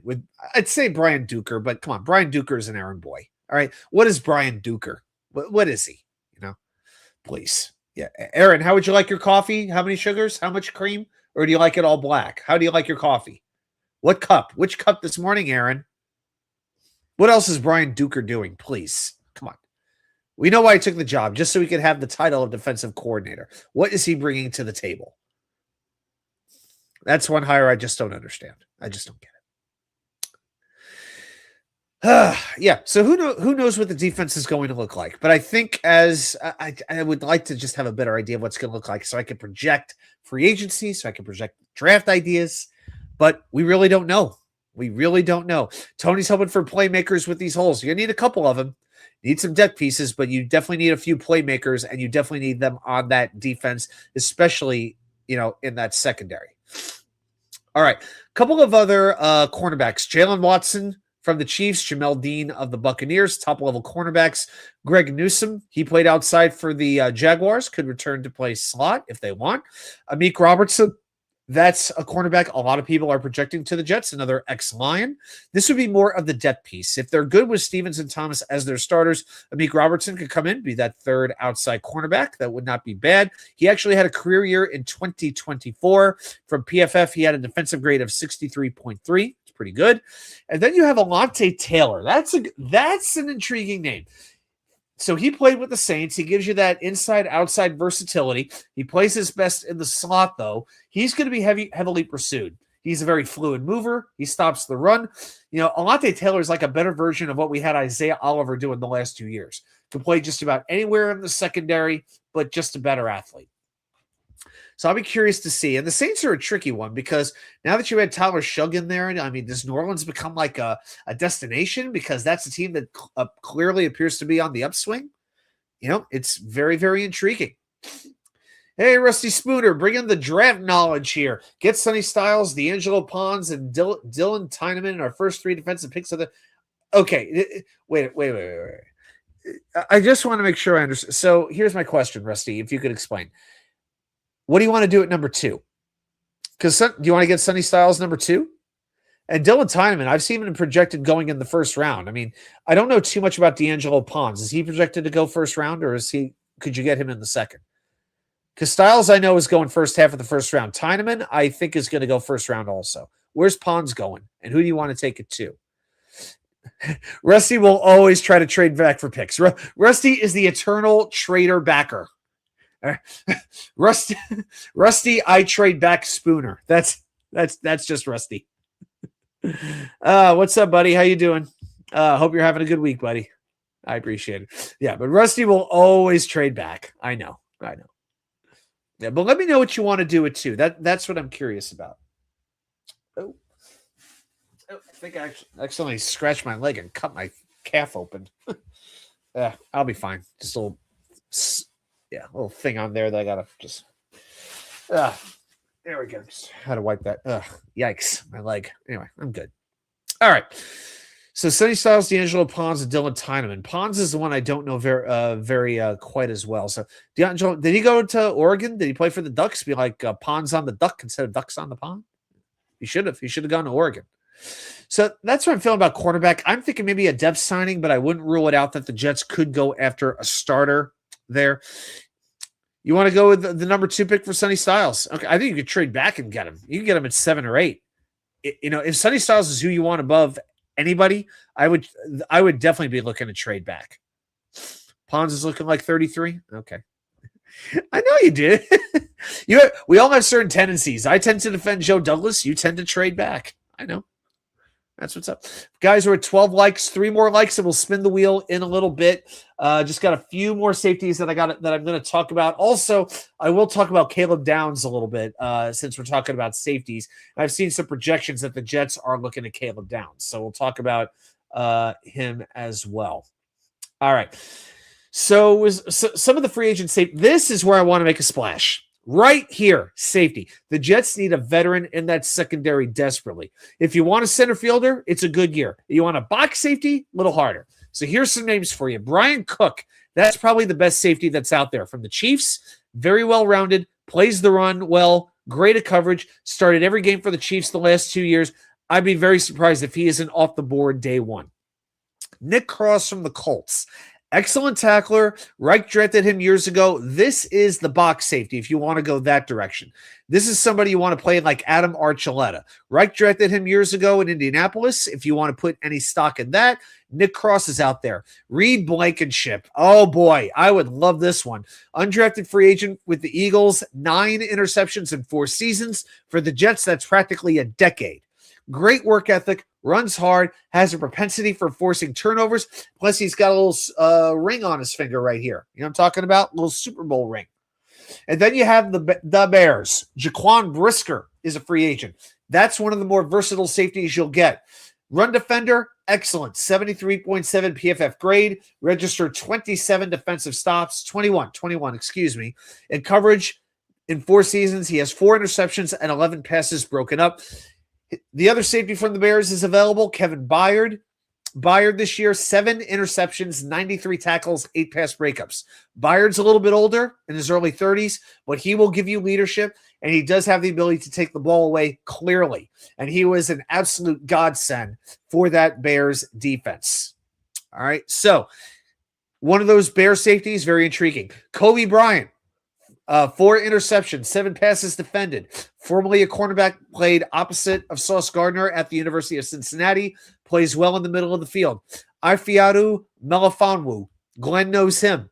Ashton Davis. Duker knows him well. And we as Jet fans know him very well. If you're looking for a depth safety, why not bring back Ashton Davis? We know he can play well on special teams, and we know he can catch the ball. Cameron Curl. He made himself a little bit of cash during these playoffs, didn't he? Blitzes well, covers super well. Alohi Gilman, very versatile safety from New Orleans. New Orleans got some good players here that the Jets can look after. Jalen Thompson. Jalen Thompson's interesting. He has played for the Cardinals 5 seasons with Arizona, which is like 15 dog years. My God. He has played over 4,900 snaps in the last 5 years with Arizona. He just finished his second contract. He's only 27. Okay. Now, Jonathan Gannon used a 3 safety structure in Arizona. So Thompson's role is a little hard to project onto other teams. But I think a deep safety role would benefit him well. 95 tackles last year. I'd be very interested in Jalen Thompson as well. So safety, loaded. Cornerback, pretty good. Linebacker, loaded. Edge rusher, really good. Defensive tackle, stinky. That's what we're looking at right now. Okay. So I really hope the Jets come away with a linebacker and a safety and maybe like a depth edge rusher in free agency. They do those 3 things. I'll be very happy. Cornerback, great, but I won't be. I'm not going to have a panic attack if they don't sign a cornerback. But safety, linebacker, depth edge. I want those 3 things in free agency on this defense. I don't want to go into the draft with those needs. Okay, and a few things on. We'll go ahead and get rid of this. There we go. A couple things on Caleb Downs. There's been a lot of controversy. He looks like he's a super amazing prospect, but can the Jets afford to draft a safety at number 2? Can any team afford to draft a safety quite that high? If you do, you're pretty much looking for Ed Reed or Troy Polamalu. Okay, so let's talk about Caleb Downs. So he played all over the field in 2025. That's one thing you love about him. He can play anywhere. In the box, 241 snaps. Free safety, 240 snaps. Slot corner, 146 snaps. Even at outside corner, 9 snaps. He can play almost anywhere you want him to play. So he will offer a do-everything. He's a do-everything dynamic playmaker, something the Jets have not had, and something Aaron Glenn really did have with Brian Branch playing safety in Detroit. He reads offenses beautifully. He's quick. He's physical. He has the ball skills to make plays against both the run and the pass.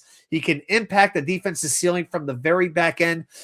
In his 3 college seasons, 6 interceptions, 18 tackles for a loss, 22 run stops. This year, 68 tackles, 5 for a loss, 2 forced fumbles, 2 interceptions, 2 passes defended, allowed 0 touchdowns in coverage.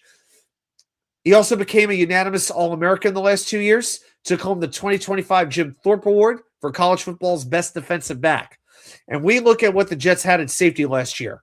Outside of Malachi Moore, a 5th-round pick, Andre Sisco, he suffered a season-ending pec injury in week 8, and he was horrible anyway. I will take a hard L on Andre Sisco. I was happy when the Jets signed him, and he was terrible.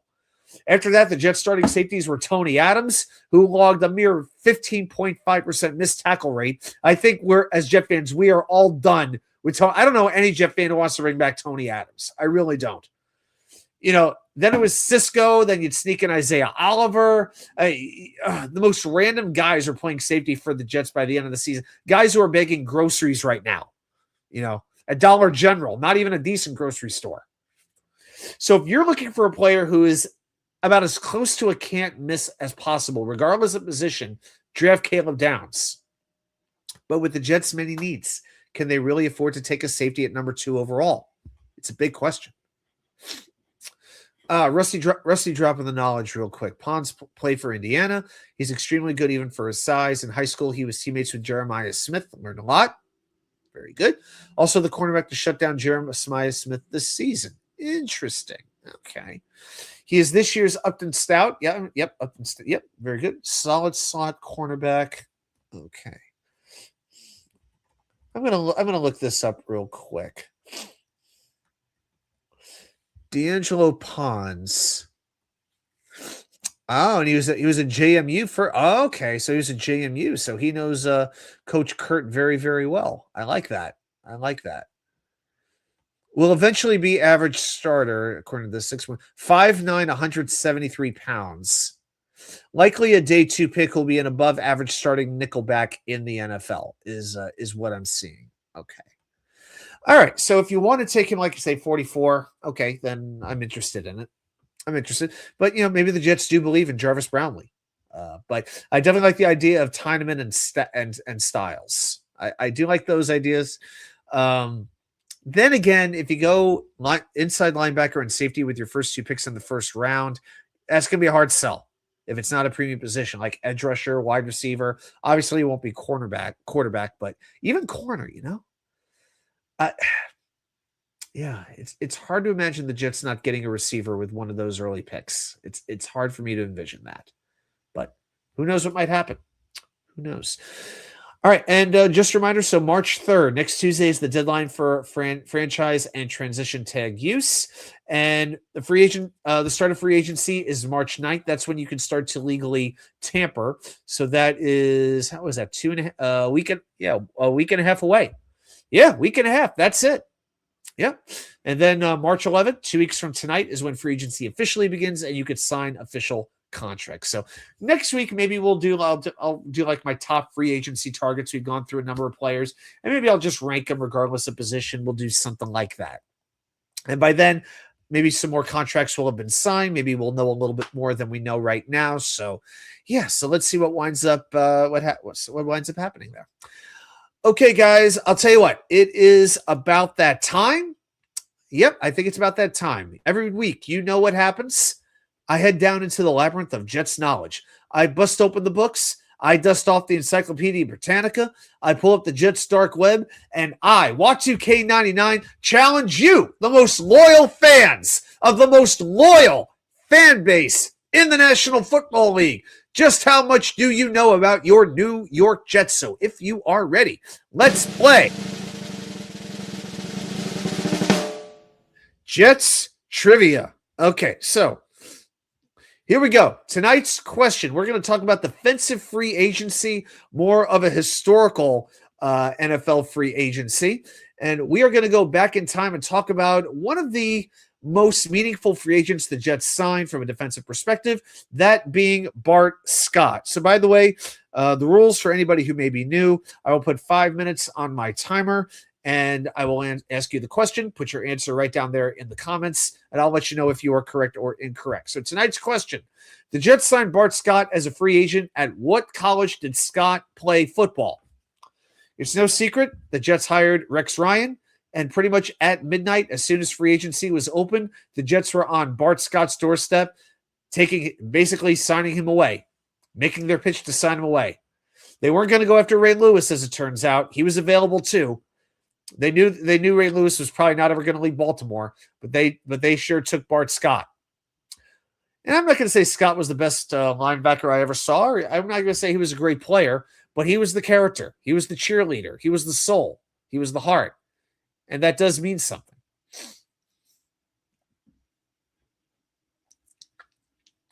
Chris Bell will be healthy. I've already mentioned Chris Bell before. We could steal him at 33. It's all part of your grand plan.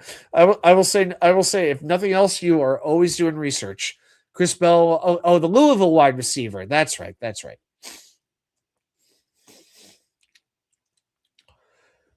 How did Bell do this year? 6'2", 220 pounds from Yazoo City, Mississippi. All right. Yazoo City. First team all ACC, 72 catches, 6 touchdowns, 917 yards. Not bad. Rusty, did he go to UCF or Notre Dame? I don't know why those are in my head, or South Carolina. Those are 3 guesses, and Rusty, here's what's up.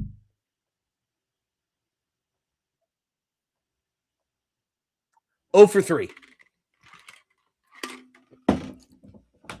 Sorry about that, buddy.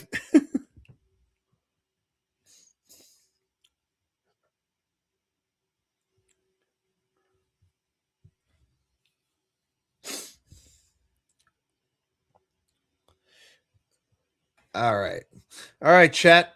You got any answers? What college did Bart Scott go to? And please do not look it up.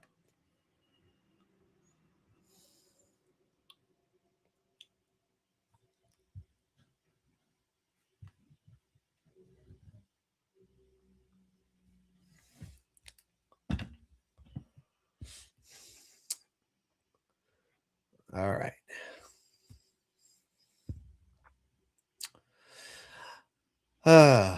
Yeah, so tomorrow we'll start getting the combine testing, and we'll all have some players that we get enamored with. Should be fun. It's the same cycle every year, you know? Yeah, 32 bench presses of 225 pounds. Congratulations.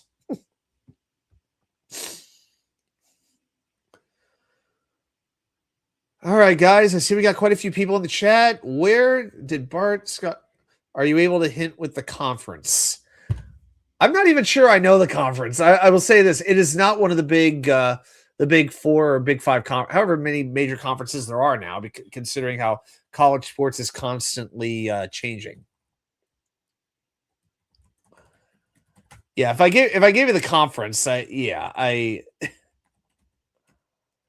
feel like I'd be giving it away almost. Okay, yeah, it was a Division I team. I'll give you that much.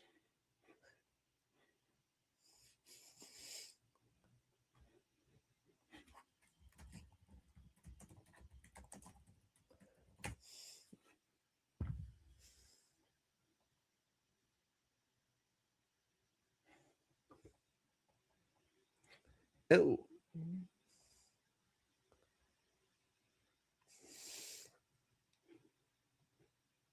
Okay. Let me think. How can I give this away? This would be, if it was basketball, this would be a mid-major conference. Yeah, this is not an ACC. This is not a Big Ten. This is not a SEC. Nothing like that. Rusty going with Temple. No, not Temple.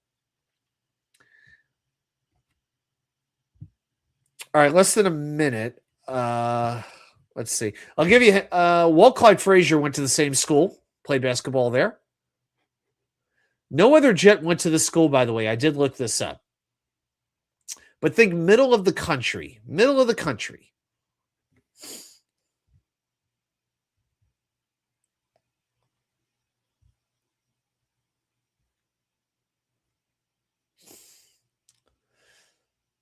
All right. Anybody going to help out Rusty there? Anybody else have a guess?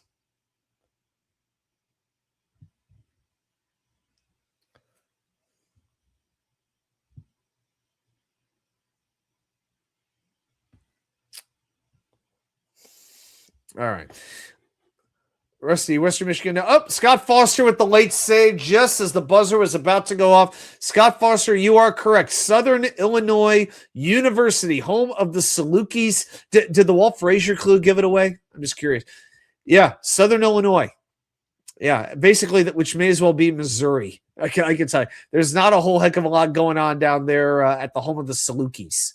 By the way, a Saluki is a kind of dog for anybody who may not know. But yeah. So Walt Frazier went there, and So basically, the Saluki is an ancient sighthound breed historically used by nomadic tribes to hunt gazelle across the Middle East. They're known as the royal dog of Egypt, and somehow Southern Illinois named their team the Salukis. So, you knew because of Walt Frazier? Okay, cool. So my clue did give that one away. All right, Scott. Well, you know what? You came through at the last minute, so what the heck? I'll call this one a win. All right, there we go. All right, good. All right, good job, everybody. Okay, so we are going to, we're going to go ahead and call this a night. So, everybody, I appreciate you hanging out with me. Come back same time next week, 7 p.m. Wednesday night for the next live show. So that'll be our final show before free agency really kicks in. So maybe we'll start getting, I think right around, the next week we'll start getting into some draft stuff. We'll have plenty of time to talk draft positions. If there's any player you want me to look at or a certain position you want me to look at, shoot me an email. I don't know if I can. My email is in the description, but I'm going to. Scott, I think we're a little. Did we have enough likes? Last I checked, we didn't have enough. I'll double check here. Let me see here. If we got enough, we'll do the wheel. Let me see here. No, we're just a little bit short. Yeah, we're just a little bit short. Oh God, you got. All right, I'll tell you what. Some of the guys just took off, so I'll tell you what. We'll do a wheel next week, regardless.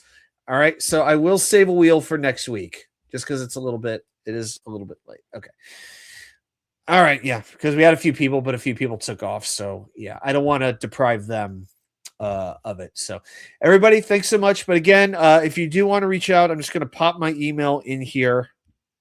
If you have any ideas for players you want me to look at, any positions you want me to pay attention to in particular. Yep, Scott, we do have 15, but you know what? All right. All right, we'll do the wheel. We got a few people who just jumped in. You know what? All right, we'll do the wheel now. All right. All good. Let's do the wheel. All right, so let's go ahead and share the screen. I'm gonna roll through it a little faster, maybe, but let's see. So let's share the screen. Which wheel?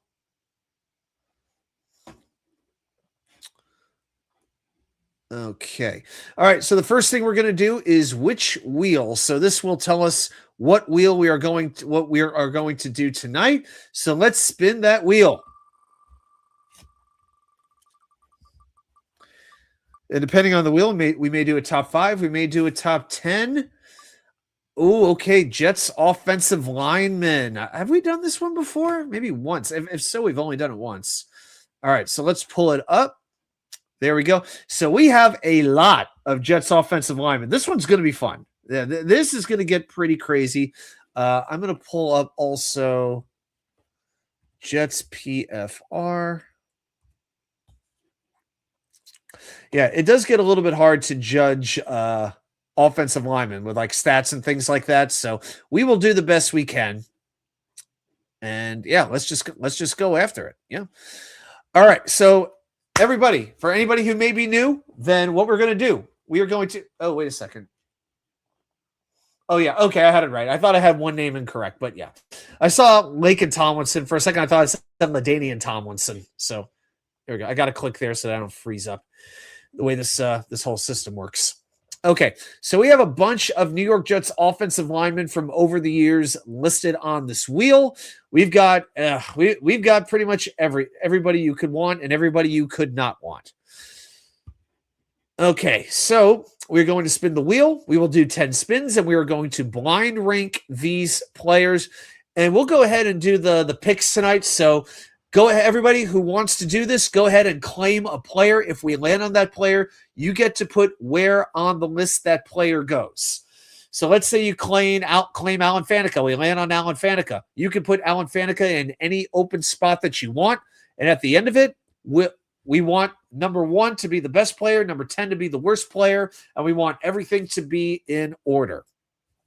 Okay, so I'll keep track of the chat over here. So guys, go ahead and start claiming your player. Just put the name right down there in the comments, and we will go from there. Let's see who you all want to claim. And you'll get to keep that player unless you put another name in there, which will tell me you want to change your pick. So, all right. I think I know who I want to pick, but I'm going to let everybody else pick first. So I'll give you guys a few seconds on that. Jets offensive line. This is going to be fun.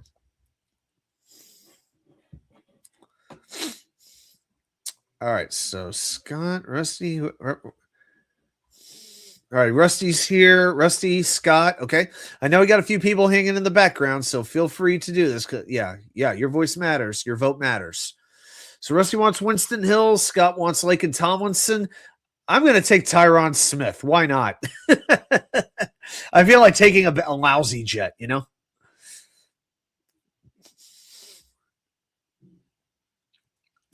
Scott, Rusty already took Winston Hill, so you'll want to take somebody else. All right. It might just be a few of us doing this wheel, but okay. If that's the case, then we'll just roll through it kind of quickly. All right, Scott. Yeah, Scott, I'll give you a second since you were the... Yeah, you don't want Laken? Okay. Well, Rusty's got Winston Hill, so Scott, you got to pick someone else. Brick? Okay. Here we go. Spin number 1 in 3, 2, 1. So whoever we land on, tell me where on the top 10 list you want to put him. And we land on the immortal Adrian Clark. Oh yeah, I got to turn the freaking applause off that one. Oh boy, that one is god dang. Adrian freaking Clark. Oh boy. All right, so I gotta. How many games did that stiff actually play with the Jets? I gotta look this up. He played 14 games with the Jets in 2007. So he was here right during the Mangini era. Yeah, 14 games with the Eagles in 2005, then 14 games with the Jets. Then he was out of the league. That was the end of his whole career. It was very much a quiet career, to put it mildly.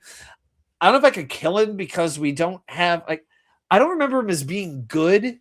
but man. Hey, Grandize are going with Kyle Clifford. Who? We don't have a Kyle Clifford on the wheel, buddy. So you have to pick somebody on the wheel. You guys want to go 9? All right. Yeah, we'll go 9. I probably would have gone maybe like an 8, but okay. Adrian Clark, number 9. Okay. Remember, we got the likes of Vlad Dukas and I wouldn't put Mekhi Becton up on that level, but yeah, Colin Baxter for crying out loud.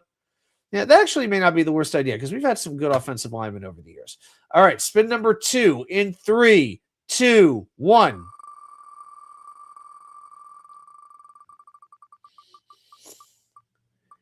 And we land on Brian Winters, who was a guard for a good period of time. Jets drafted him. He was all right. He was all right. Left us and went to Buffalo, as a number of our offensive linemen from that era did. James Carpenter comes to mind. Who is the other one? Vlad Dukas actually went over there. But Winters played with the Jets from 2013 to 2019. Played all 16 games 3 different times, 13 games 2 other times. Can be a little bit frustrating. Wasn't a complete liability, but did have a tendency for some penalties, for some holding penalties. That I think that's what was most frustrating about him. Can't see the wheel. It's small. Okay. All right, Grandizer. Let's try this instead. Not that one. And let's see. And there we go. All right. Scott wants to go with an 8 for Brian Winters. Okay. I'd probably go. All right. I would think like maybe just a little bit under average for me is where I would go with this one. Rusty, 6.5. Okay. Well, I think I would go about a 7. So I feel like Danger wants Mekhi Becton. Nice. All right. I'm going to go. Danger wants to go 15 for Brian Winters. Dane is not a Brian Winters fan, apparently. Okay.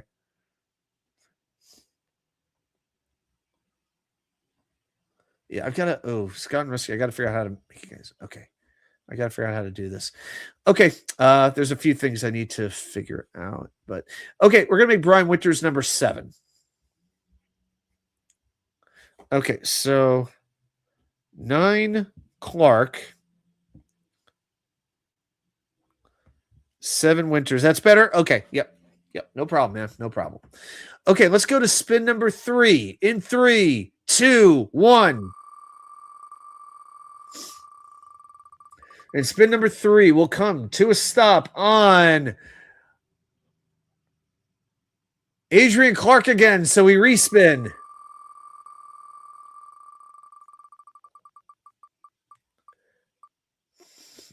And we land on James. If I were a carpenter and you were a lady, would you marry me anyway? The old Johnny Cash song. Yeah, Carpenter he brought a little bit of nasty to the Jets. Again, another okay offensive lineman, but nobody that anybody was buying his jersey. I don't think that was exactly the case. But Carpenter was with the Jets from 2015 to 2018. Played all 16 games his first 3 years, then played 10 games in his final season. Let's see. Yeah, played 100% of the snaps in 3 of his 4 seasons. So that is pretty good. That's pretty good. Didn't take a whole lot of penalties, but I wouldn't necessarily call him a great offensive lineman. So far we filled in 7 and we filled in 9. Like, would you put James Carpenter ahead of Brian Winters or behind Brian Winters? And keep in mind, where are we going to put it? Because we have the whole top 5 still open. And I can't put Carpenter at 5, I don't think. I'm thinking 6 or 8 for James Carpenter. Oh, yeah, we still have Greg Van Roten and Spencer Long. Yeah, we still have some major failures here as well. Yeah, for me, I think I know where I would put Carpenter. But, chat, let your voices be heard. Scott wants to go with the 8. I would go with the 6, to be honest with you, because I just think we're going to get a couple of just slugs. I really do. Scott and Danger both want to go 8 right now. All right, right now it's unanimous for the 8s. Yeah, if we land on Lake and Tomlinson, we might regret this. But Rusty wants to go 6.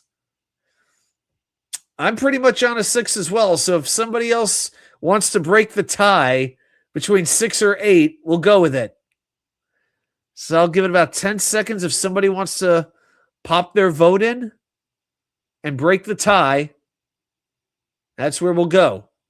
James Carpenter, where are we going to put him on this list? We are due for some good spins. Yes, Scott, I would agree with that. Yeah, we've had distinctly average spins in my mind. At least 2 of them have been. Coin flip, yeah. Well, yeah. You asked me to do that last time, and I put the coins away. But actually, I do have a quarter right out back. 1 second.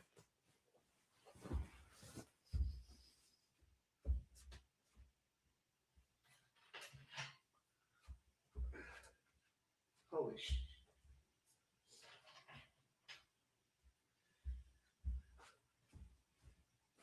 Okay. All right, guys. So I am back. I've got a nickel.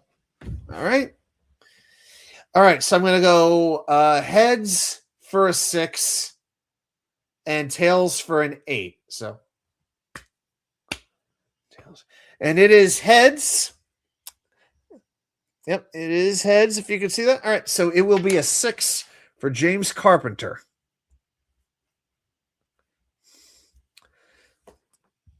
I think that's going to work out, but it may not. All right.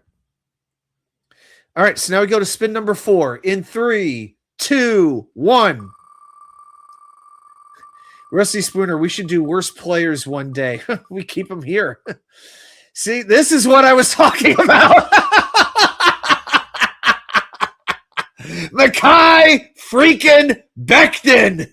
Super Bowl winner, Mekhi Becton, but a complete malcontent when he's not stuffing a cheesesteak down his throat in Philadelphia. All right. I still say would have been a good tackle if he didn't get hurt. So Mekhi Becton, we filled up spots 6, 7, and 9. I can't call him a 10 because we did see glimpses of him being very good, especially in his rookie season. Do we put him at 8? Do we actually put him at 5? Do we put Mekhi Becton ahead of James Carpenter and Brian Winters? It's a tough call, isn't it? So Mekhi Becton, let's just look at the numbers. My God. So he played with the Jets for 3 years. Well, okay. 14 games, 1 game, injured, played 16 games. So his first and last year, he did play a lot. And he was good in those 2 years. Danger, don't I have Mekhi? Oh, yeah. Oh, yeah. You know what? I think you did. Did you? Let me just double check. You do want Mekhi. Oh, you know, you did say Mekhi. All right. Yep. Good catch, Dane. Thank you for reminding me. All right. It's your call, Danger. Where do you want to put him?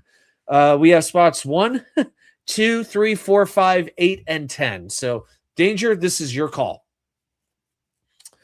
Yeah, Rusty, it does suck. It didn't work out. You know, bad coaching. He got hurt. You know, just sometimes, you know, bad luck happens. And Van Roten rolled up on him and messed his leg up, and it took him 2 years to recover. It's a shame. Danger's going to put him 8th. All right, he's not. I don't know if he wants to, but all right, he's putting Mekhi Becton at spot number 8. Guys, this is going to be a tough one. We have filled spots 6, 7, 8, and 9. Wow. All right, here we go. Spin number 5. We got to start hitting it now. We got to start getting some good players. Here we go. 3, 2, 1. I gave an extra second between 2 and 1 to try to psych out the wheel. And we land on Jumbo Elliott. Now we're getting a little more like it. That's what I'm talking about. So Jumbo Elliott, of course, known for catching the Monday Night Miracle Pass. Also for beating up some limo driver who was in a Santa Claus outfit during the late in the season when the Jets won their last division championship. But he played with the Jets in 96, 97, 98, 99, 2000, and 2002. A very, very good offensive tackle. Wouldn't get into the Pro Bowl or anything like that, but very dependable, Didn't take a lot of penalties until towards the end of his 1999. He took a lot of penalties, but yeah, but he was a solid left tackle for the Jets for 6 years, really. So where are we? Where are we put? Where are we going to put Jumbo? So no doubt he will be in the top 5, but how high will he be? All right, I see the 5s are edging it out. All right, Rusty going with the 4. I think 5 is a pretty good spot. All right, I'm with it. I'm with it.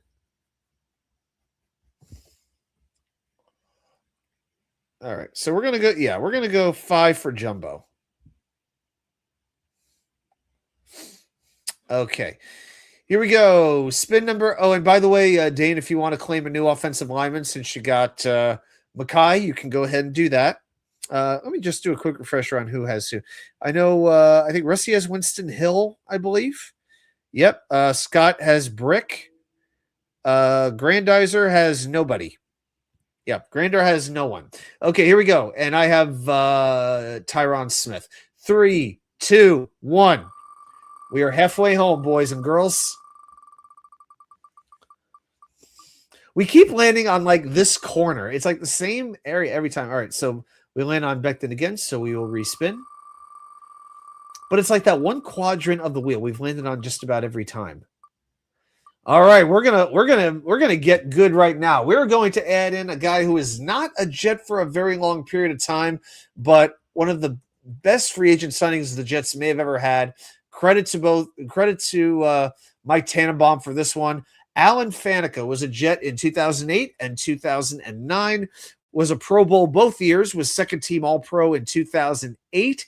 Started all 32 games, and of course helped the Jets to the playoffs in 2009. So we landed on Becton more than he did on IR. All right, where are we going to put Alan Faneca? Danger. Whoa, Danger's going 2. Very, very high. Scott goes with a 3. Yeah, he will definitely be top 4. I think the fact that he was only here 2 years, but 2 very good years. So how do you grade that compared to, longevity? It's a tricky thing. So Alan Faneca, Danger says success matters. It does. Man, Alan Faneca was a Pro Bowler every year from 2001 to 2009. Whew, that's impressive. He an impressive son of a gun right there. Yep, and of course Hall of Famer as well. Number 66. Hall of Fame All 2000s team as well. All right. Yeah, Rusty says this is tough 4 because maybe we can get others. Yeah, maybe we can. But, I mean, if we land on like a Jason Fabini or a Randy Thomas, I don't know if we're going to get – I think I got to make a call here. I think I'm going to just split the difference and go 3. All right. All right. So I'll go ahead and do a recap right now. We have 6 spots filled. Open spots 1, 2, 4, and 10. Number 3, Alan Faneca. Number 5, Jumbo Elliott. Number 6, James Carpenter. Number 7, Brian Winters. Number 8, Mekhi Becton. And number 9, Adrian Clark. All right, so we got to get 3 good offensive linemen and 1 crappy one. Here we go. Spin number 7 in 3, 2, 1. What we don't want is middle of the road. And we have pretty middle of the road. All right, George Fant. Yeah. Another guy who is a decent Jet, but just wasn't here all that long. And, he's made out a pretty good career for himself. He's been in the league for 10 years. So let's see. George Fant was a Jet for only 3 years, played 37 games. It was good. But then he left, but since he left the Jets, he's kind of drifted. Houston for a year, Seattle for a year, Washington for a year. Yeah, this is a situation I wish we put Jumbo at 4. I gotta say. But yeah, played most of the offensive snaps. Didn't take too many penalties. I mean, Fant was okay. Wow, y'all want to go 10 for George Fant? I would understand 4, but we're going to put him below Jumbo, Carpet, James, Brian. Man, oh man. All right. I mean, I don't think he was worse than Adrian Clark. I got to tell you, I really don't. I personally don't. Man, this is a tough one. This is a tough one. We got to go 4. We got to go 10. And in the middle, we got Jumbo Elliott, James Carpenter, Brian Winters, Mekhi Becton, and Adrian Clark. Tough call. I mean, was Fant really that much of a liability? I don't remember him being that way. Yeah, I mean, he was here for 3 lousy years, 2020 through 2022.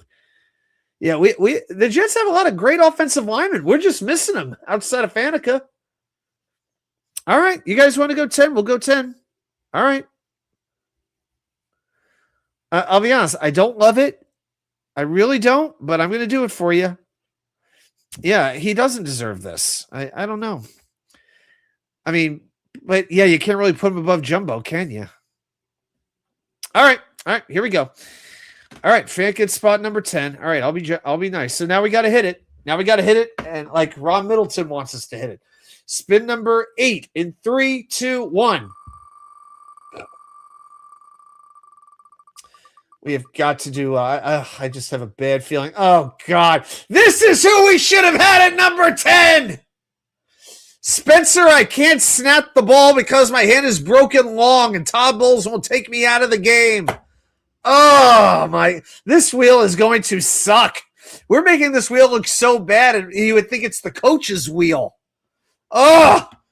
And again, I felt bad for Spencer Long. They had him doing all those shotgun snaps when his hand was like broken or his wrist was broken or something.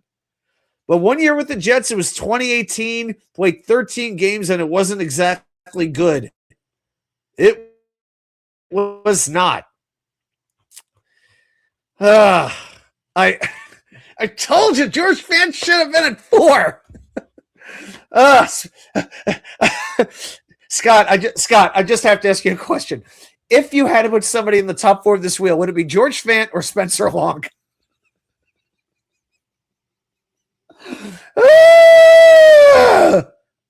Oh my God!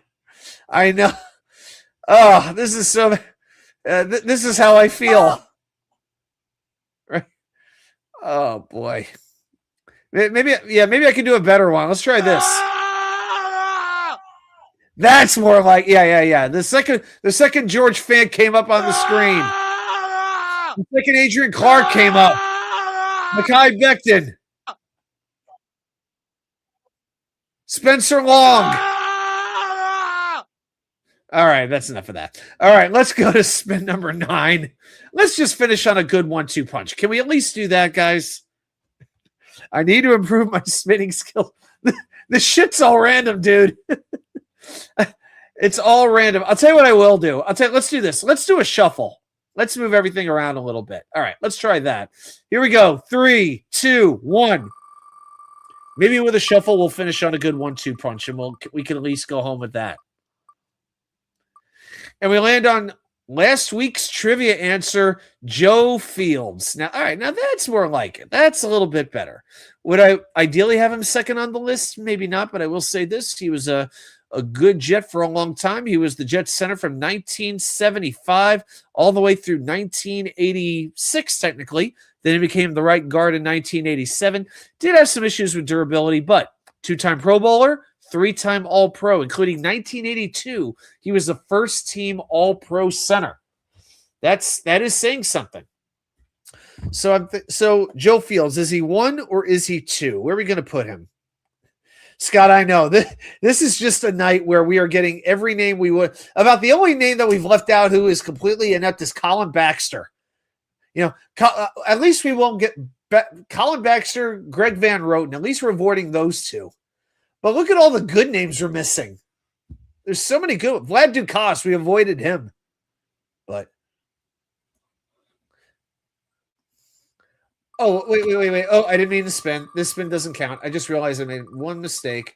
Not Reggie McElroy. I got to edit this. Well, yeah, it would be okay. Nick, we apologize to you. I just realized it's Reggie McElroy, not Greg McElroy. I had to update that. Okay, I just guaranteed Vlad on the last spin. Here we go. 3, 2, 1. So number 2 is Joe Fields. And I think we're going to land. There we go. All right, we landed on a good. We finished well with the great Hall of Famer Kevin Mawai. Maybe the best thing Bill Parcells did, along with signing Curtis Martin, was basically taking Kevin Mawai away from the Seattle Seahawks. So Mawai, just to recap, played with the Jets from 1998 to 2005. Was a Pro Bowler 6 times. Was an All-Pro 6 times as well. 2 of those times were first-team All-Pro. Played from age 27 to age 33. Yeah, definitely one of the best centers, if not the best center that the Jets ever had. Great guy. Just can't say enough good things about him. You just can't. So I would say this. We finished on a very, very good note. So here's our final list. Number 10, George Fant. Number 9, Adrian Clark. Number 8, Mekhi Becton. Number 7, Brian Winters. Number 6, James Carpenter. Number 5, Jumbo Elliott. Number 4, Spencer Long. Number 3, Alan Faneca. Number 2, Joe Fields. And number 1, Kevin Mawai. Yes, it ended very well. But as far as how this wheel turned out, there's only one thing that we can call this. That's a loss. All right, everybody. Thanks so much for hanging out with me for nearly 2 hours going solo here. Appreciate everybody hanging out. Yeah, there you go. Yeah, there's the arm. Yeah. Something like that. But yeah, I've been doing more running lately, not as much lifting. But yeah, I'm going to go have a little bit of Costco chicken right now. So that should be quite good. Love that $5 whole chicken. It's good stuff. Everybody, thanks so much for hanging out with me. Have a great week. And be sure to check out the channel for whatever might be dropping. Anything big comes out, might be putting down a video. You never know. Might be a short video. Again, if you want to see me just get crazy, check out my short section, the shorts section, where I reacted to the USA hockey team after each period when they defeated Canada in the gold medal game. If you need a good laugh, I think that might do the trick. All right. Again, everybody, have a great rest of your week, and I will see you all right back here with more content from you know where, the Wicker Chair. Good night, everybody.